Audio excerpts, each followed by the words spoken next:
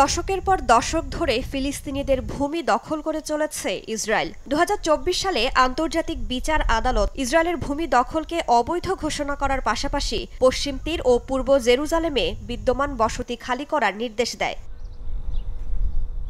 এসবের তোয়াক্কা না করে অবৈধ বসতি স্থাপন অব্যাহত রেখেছে ইসরায়েল। নতুন করে অধিকৃত পশ্চিম তীরে প্রায় ১,০০০ অবৈধ ইহুদি বসতি স্থাপনের পরিকল্পনা করছে ইসরায়েল। সোমবার এক বিবৃতিতে এ তথ্য জানিয়েছে দেশটির ওয়াচডগ পিস নাও। সংস্থাটির তথ্যমতে পশ্চিম তীরে বেথলেহেমের দক্ষিণে অবস্থিত কৌশলগত এলাকা ইফরাত বসতিতে এই নতুন আবাসন ইউনিটগুলো নির্মাণের জন্য একটি দরপত্র জারি করেছে নেতানিয়াহু প্রশাসন।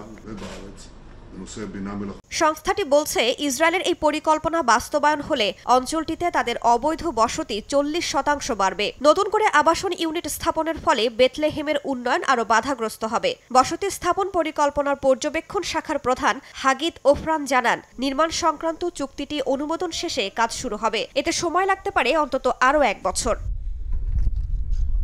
পশ্চিম তীরে প্রায় ৩০ লাখ ফিলিস্তিনির বসতি রয়েছে। তৃতীয় আরব ইসরায়েল যুদ্ধের পর এখানে ইহুদিরা বসবাস শুরু করে। বর্তমানে ৫ লাখের বেশি অবৈধ ইহুদি বাস করছে অঞ্চলটিতে। রাইসা জান্নাত, সময় সংবাদ।